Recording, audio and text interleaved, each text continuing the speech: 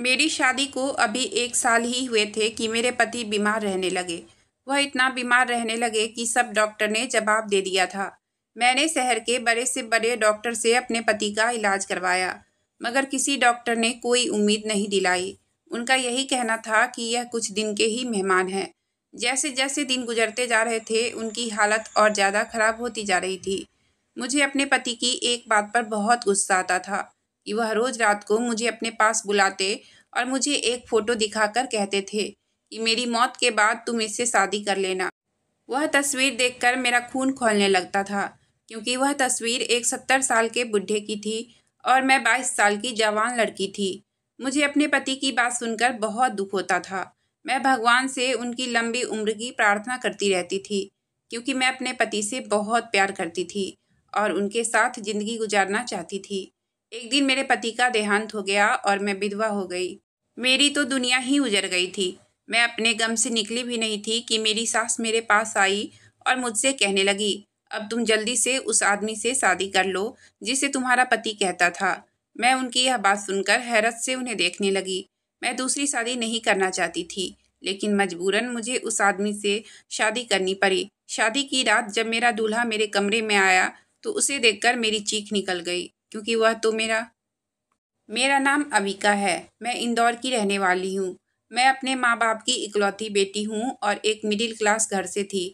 मेरे माता पिता ने मुझे पढ़ाया लिखाया। उसके बाद उन्होंने मुझसे कहा कि वह मेरी शादी कराना चाहते हैं, लेकिन मैंने उनसे कहा कि पापा, मैं अभी शादी नहीं करना चाहती हूँ, आगे और पढ़ना चाहती हूँ। मैं अपने माँ बाप की बहुत लाडली थी और वह मेरी सारी बातें मानते थे, इसलिए यह बात भी उन्होंने मान ली। उन्होंने मुझे आगे पढ़ने की इजाज़त दे दी। साथ में मैंने एक ऑफिस में जॉब करना शुरू कर दिया। ऑफिस के सारे एम्प्लॉय बहुत अच्छे थे और सबसे मेरी अच्छी दोस्ती हो गई थी। जब मैंने पहली बार अपने बॉस को देखा तो मैं उन्हें देखते ही रह गई, क्योंकि वह एक बहुत हैंडसम और जवान लड़का था। ऑफिस की सारी लड़कियां उनके आगे पीछे घूमती रहती थी और वह बहाने बहाने से उनसे शादी भी करना चाहती थी। मुझे भी वह बहुत अच्छे लगते थे, लेकिन मैंने कभी कोई ऐसी हरकत नहीं की थी जिससे कोई मेरे चरित्र पर उंगली उठा सके, क्योंकि मेरे माँ बाप ने मुझ पर भरोसा करके मुझे जॉब करने की इजाज़त दी थी और मैं उनका भरोसा किसी भी हाल में तोड़ना नहीं चाहती थी। मैं कोई भी ऐसा काम नहीं करना चाहती थी जिससे मेरे माँ बाप की इज्जत पर कोई आँच आ जाए। मैं सोचती थी कि अगर भगवान ने मेरी किस्मत में इस लड़के को लिखा है तो वह खुद ही इसके दिल में मेरे लिए मोहब्बत डाल देगा, क्योंकि जोड़ी तो आसमान से बनकर आती है। उसका नाम अक्षत था। उससे मेरी ज़्यादा बातचीत नहीं होती थी, बस काम के बारे में ही होती थी। जब भी वह मुझसे या किसी लड़की से बात करते थे, हमेशा नज़रें झुकाकर ही बात करते थे। वह औरतों और लड़कियों की बहुत इज्जत करते थे। मैं भी यही चाहती थी कि मेरा पति एक शरीफ इंसान हो, जो औरतों की इज्जत करना जानता हो। एक दिन अक्षत ने मुझसे कहा कि मैं आपको बहुत पसंद करता हूँ, क्या आप मुझसे शादी करोगी? मैं तो पहले से ही उसको पसंद करती थी और उससे शादी भी करना चाहती थी। मेरे दिल ने कहा कि मैं उसे हाँ कर दूँ, लेकिन मैंने उससे कहा, मैं अपने माता पिता की मर्जी के बगैर आपसे शादी नहीं कर सकती। अगर वह इस रिश्ते से राजी होंगे तो मुझे कोई ऐतराज़ नहीं है। उसने कहा, ठीक है, तुम अपने माता पिता से पूछ लेना, वह कहेंगे तभी हम शादी करेंगे, वरना नहीं। मैं अपने माता पिता को सारी बात बताई और अक्षत के बारे में बताया कि वह एक अच्छा इंसान है, तो वह झटके से राजी हो गए। मैंने अक्षत को बताया कि मेरे माता पिता हमारी शादी के लिए राजी हैं। मेरी बात सुनकर वह बहुत खुश हुआ, लेकिन मुझे यह सुनकर बहुत हैरत हुई कि उसके पापा हमारी शादी के लिए नहीं मान रहे हैं। वह अक्सर अपने मम्मी पापा के बारे में मुझे बताता था। मुझे लगता था कि वह मान जाएंगे, लेकिन उन्होंने शायद उसके लिए कोई और लड़की देख रखी थी जिससे वह उसकी शादी करवाना चाहते थे। वह अपने मम्मी पापा से बहुत प्यार करता था और उनकी मर्जी के बगैर मुझसे शादी नहीं कर सकता था। इसलिए उसने मुझसे कहा कि जब तक उसके माता पिता नहीं मान जाते, मुझे इंतज़ार करना होगा। मैंने कहा, ठीक है, तुम अपने मम्मी पापा को मना लो, मैं तुम्हारा ज़िंदगी भर इंतज़ार करने के लिए तैयार हूँ। उसने अपने मम्मी पापा को हर तरीके से मनाने की कोशिश की। आखिर में उसने ये भी कह दिया कि अगर उसकी शादी मुझसे नहीं हुई तो वह किसी और से भी शादी नहीं करेगा। आखिरकार उसके मम्मी पापा को भी उसकी जिद के आगे झुकना पड़ा और वह हमारी शादी के लिए मान गए। वह लोग हमारे घर रिश्ता लेकर आए। अक्षत की माँ मुझे देखकर खुश हुई और कहने लगी कि मेरे बेटे की पसंद तो बहुत अच्छी है। उनकी माँ की बात सुनकर मेरे दिल को तसल्ली हुई कि चलो मैं उनको पसंद तो आ गई। मैं सोच रही थी कि कहीं उन्होंने मुझे देखने के बाद मना कर दिया तो क्या होगा। कुछ दिनों बाद मेरी और अक्षत की शादी हो गई और मैं अपनी ससुराल आ गई। शादी की रात अक्षत जब मेरे कमरे में आए तो मुझे देखकर बहुत ज़्यादा मेरी तारीफ करने लगे और कहने लगे कि आखिर मोहब्बत की जीत हुई और आज हम दोनों एक हो ही गए। अविका, मैं तुमसे बहुत ज़्यादा मोहब्बत करता हूँ। फिर उसने अपनी जेब से निकालकर एक बॉक्स मेरे आगे किया। मैंने उसे खोलकर देखा तो उसमें बहुत ही खूबसूरत डायमंड सेट था। मैंने अक्षत से कहा कि यह तो बहुत खूबसूरत है। तो उसने कहा, खूबसूरत तो बहुत है लेकिन तुमसे ज़्यादा नहीं है। उनकी यह बात सुनकर मैंने मुस्कुरा दिया। उन्होंने मुझसे कहा कि तुम मेरे मम्मी पापा का बहुत ख्याल रखना, उन्हें बिल्कुल अपने माँ बाप की तरह समझना। अगर वह तुम्हें कुछ कह भी दे तो उन्हें जवाब मत देना। मैंने बड़ी मुश्किल से उन्हें हमारी शादी के लिए राजी किया है। मैं नहीं चाहता हूँ कि वह तुमसे किसी बात को लेकर नाराज हो। मैंने कहा, तुम फिक्र मत करो, मैं उनका ख्याल रखूंगी। शादी के कुछ दिन बाद ही हम अपने हनीमून पर चले गए। मेरे पति मुझ पर दिल खोलकर खर्च करते थे, मुझे रोज़ महंगे महंगे गिफ्ट लाकर देते थे। हनीमून से आने के बाद मैंने अपनी सास से कहा कि मैं घर की सारी जिम्मेदारी संभाल लूँगी, आप फिक्र ना करें। लेकिन उन्होंने मना कर दिया।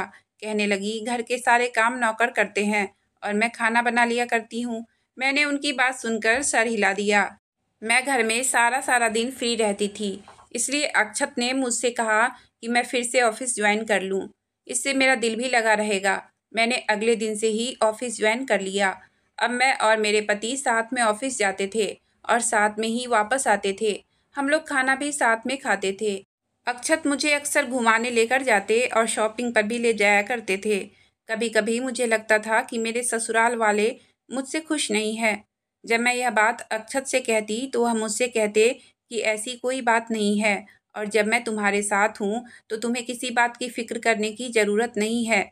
मेरी एक ननद थी, जब भी मैं उससे बात करने की कोशिश करती या अपने साथ बाहर कहीं ले जाने को कहती तो मेरी सास फ़ौरन मना कर दिया करती और कहती कि तुम अपने पति के साथ जाना, अभी तुम्हारी नई नई शादी हुई है, अपने पति के साथ ही घूमो फिरो। मुझे उनकी यह बात बहुत अजीब लगती थी, लेकिन मैंने उनकी इस बात पर ज़्यादा तवज्जो नहीं दी क्योंकि मैं अपने पति के साथ बहुत खुश थी। लेकिन भगवान ने मेरे नसीब में बहुत कम खुशियाँ लिखी थी। एक दिन अचानक से मेरे पति की हालत बहुत ख़राब हो गई तो मेरे ससुर उनको हॉस्पिटल लेकर चले गए। मैं समझ नहीं पा रही थी कि अचानक उन्हें क्या हो गया है।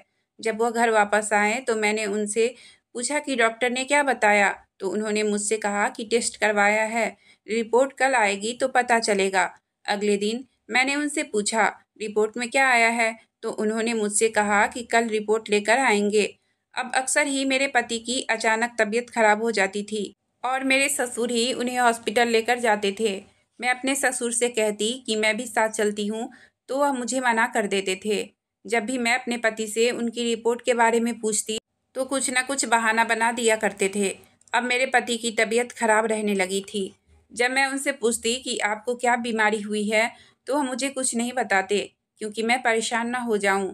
अब उन्हें अपनी ज़िंदगी पर भरोसा नहीं रहा था। एक रात उन्होंने मुझे अपने पास बुलाया और मुझसे कहने लगे, मेरी मौत का अब कोई भरोसा नहीं है, मेरे मरने के बाद तुम दूसरी शादी कर लेना। मैंने उनसे कहा कि आप क्या कह रहे हो, आप भगवान पर भरोसा रखो, आपको कुछ नहीं होगा। अब वह मुझसे रोज़ वही बात कहते थे। उन्होंने मुझे अपनी जेब से एक फ़ोटो निकाल कर दिखाई और कहने लगे कि मेरे मरने के बाद तुम इस आदमी से शादी कर लेना। वह फ़ोटो देखकर मेरी रूह कांप गई क्योंकि वह एक 70 साल का बुढ़ा था और मैं 22 साल की जवान लड़की। मेरी और उसकी शादी तो मुमकिन ही नहीं थी। मुझे अपने पति की यह बात सुनकर बहुत ज़्यादा दुख होता था।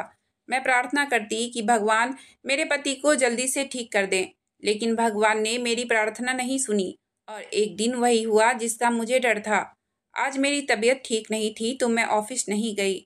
उस दिन मेरे पति की तबीयत कुछ बेहतर लग रही थी तो उन्होंने कहा कि आज मैं ऑफिस चला जाता हूँ और घर से बाहर निकलूँगा तो थोड़ा मेरा दिल भी बहल जाएगा। मैंने उनको बहुत मना किया लेकिन फिर भी वो ऑफिस चले गए।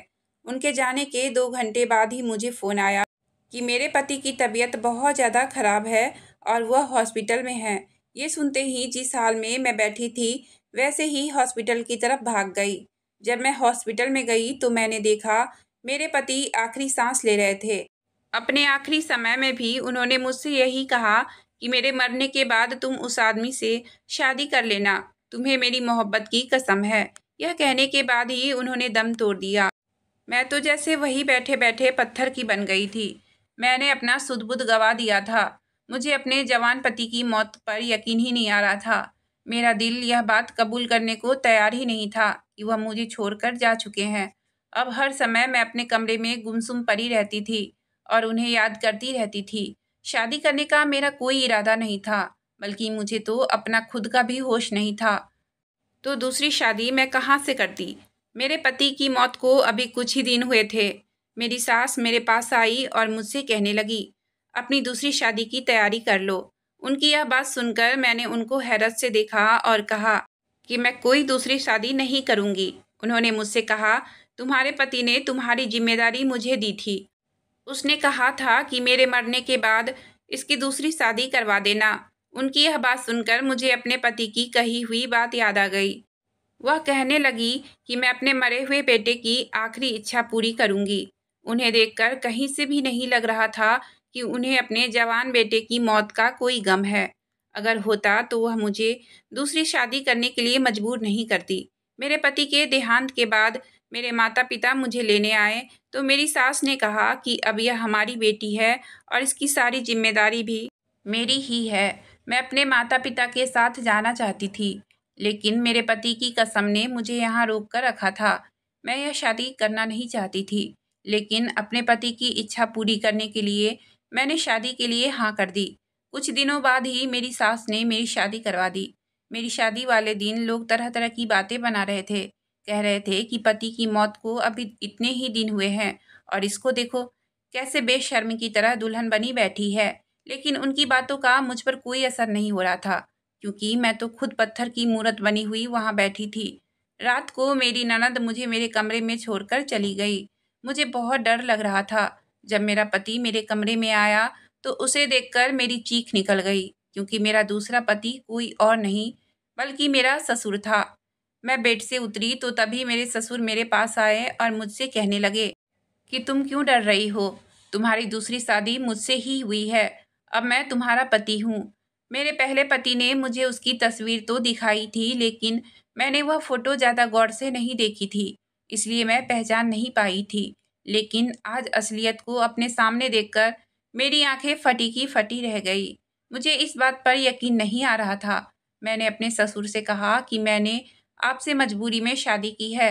आप मेरे पति के पिता हैं। मैं आपके साथ ऐसा कुछ भी सोच नहीं सकती। मैंने हमेशा से आपको पिता समझा है। कमरे में शोर सुनकर मेरी सास हमारे कमरे में आ गई और कहने लगी कि ज़्यादा हंगामा मचाने की ज़रूरत नहीं है, और वैसे भी अक्षत हमारा सगा बेटा नहीं था। हमारी कोई औलाद नहीं हो रही थी, इसलिए हमने उसको गोद लिया था। और यह बात अक्षत भी जानता था कि वह हमारा सगा बेटा नहीं है। इसलिए उसने मुझसे यह कहा था कि मैं तुम्हारी शादी अपनी मर्जी से जहाँ चाहूँ जिससे चाहूँ करा दूँ। इसलिए मैंने तुम्हारी शादी अपने पति से करवा दी, ताकि तुम हमेशा इसी घर में रहो। अक्षत नहीं चाहता था कि तुम कभी भी यह घर छोड़कर जाओ। उसकी आखिरी इच्छा यही थी। मुझे अपनी सास की बातों पर यकीन नहीं आ रहा था। मैं नहीं समझ पा रही थी कि आखिर अक्षत ने मेरे साथ ऐसा क्यों किया।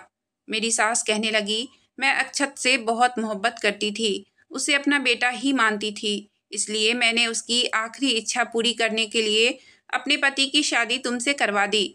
तुम्हें तो हमारा एहसानमंद होना चाहिए कि मैंने तुम्हारी खातिर अपने पति को छोड़ दिया। उल्टा तुम मुझ पर ही चढ़ रही हो।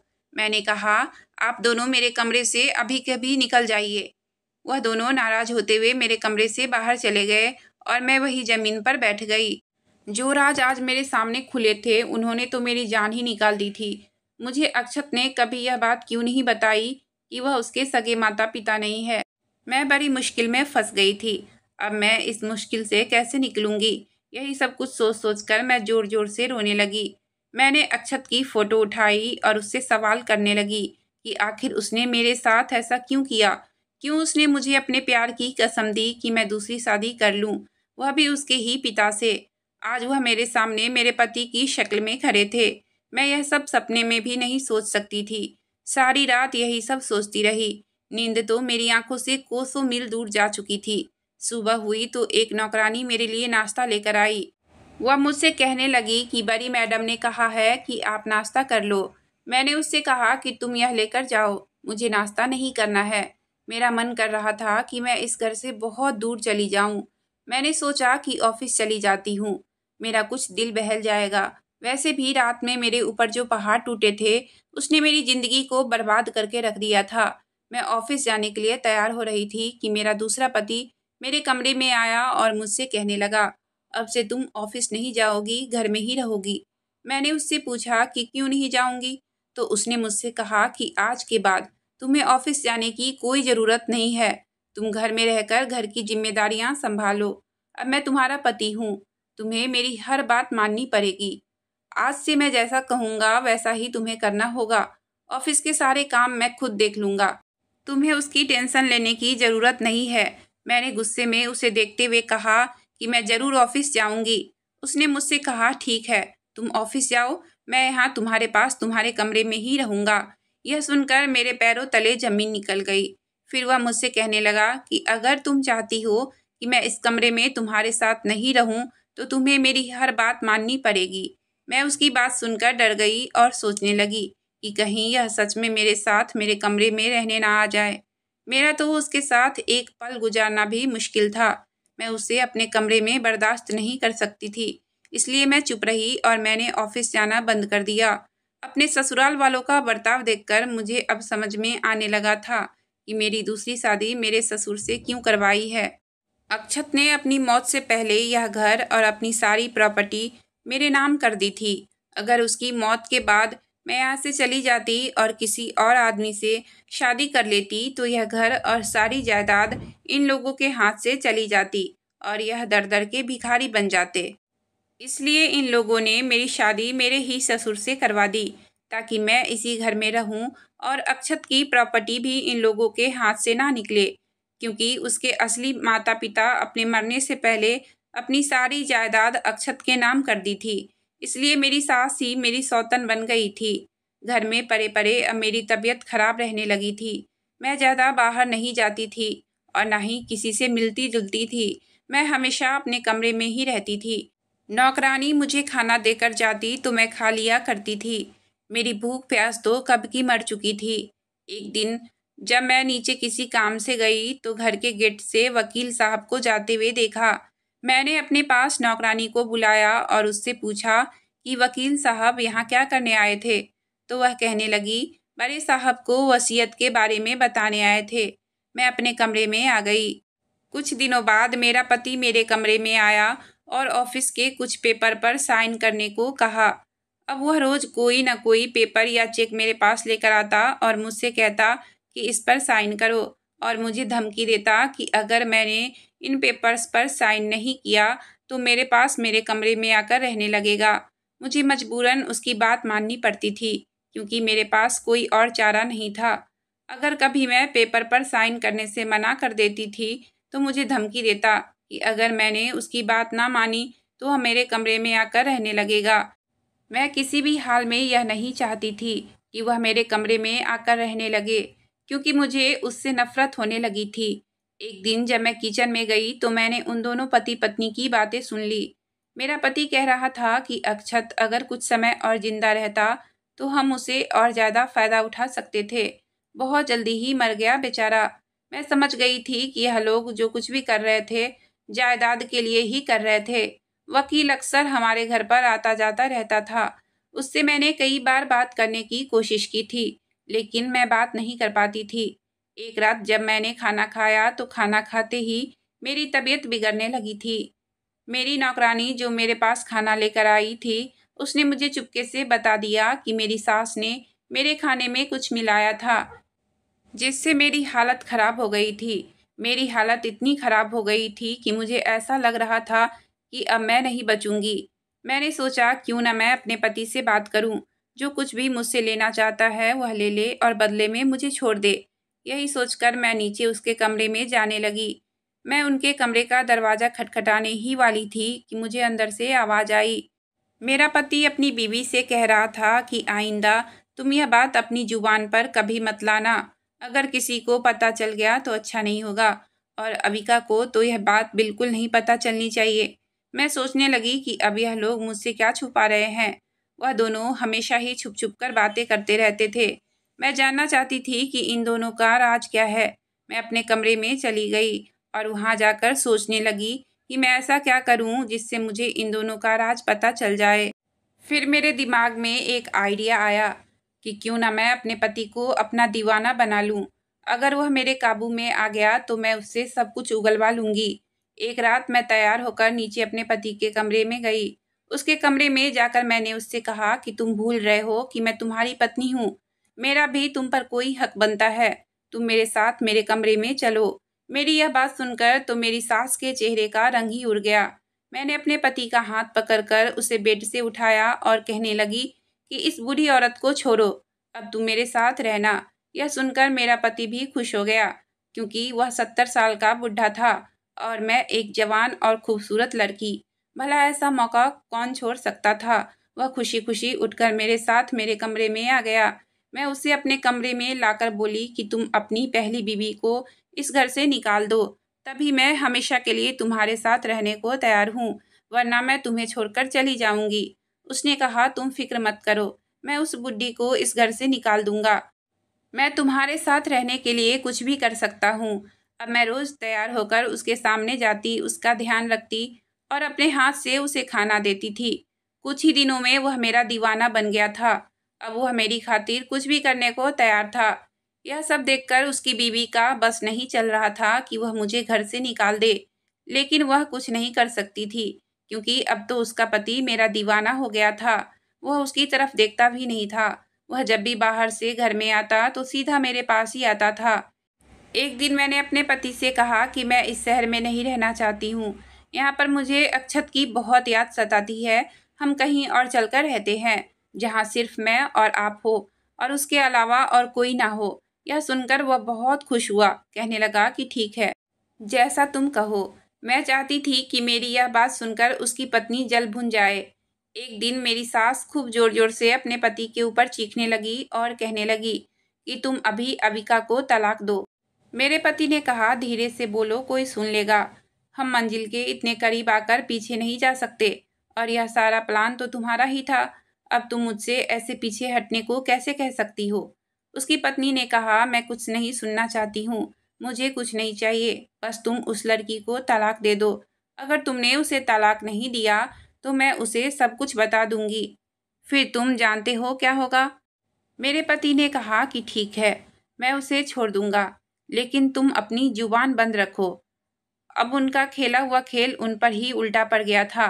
वह लोग अपने जाल में खुद ही फंस गए थे, लेकिन मैं परेशान भी थी। उसने अपनी बीबी की धमकी में आकर अगर मुझे छोड़ दिया तो मुझे उन लोगों का राज कभी भी पता नहीं चल सकेगा, और मैं हर सूरत में उनका राज जानना चाहती थी। अभी तक मुझे कुछ भी पता नहीं चल सका था। मैंने सोचा कि अब मुझे कुछ और ही करना पड़ेगा, जिससे मैं यह राज जान सकूंगी। रात को जब मेरा पति मेरे कमरे में आया तो मैंने उसे दूध में नशीली दवाई मिलाकर दे दी, ताकि वह नशे में सब कुछ बोल सके, और ऐसा ही हुआ। कुछ देर बाद वह पूरे तरीके से नशे में था। मैंने उससे कहा कि मैं यह घर और सारी प्रॉपर्टी तुम्हारे नाम कर दूंगी और हमेशा तुम्हारे साथ ही रहूंगी।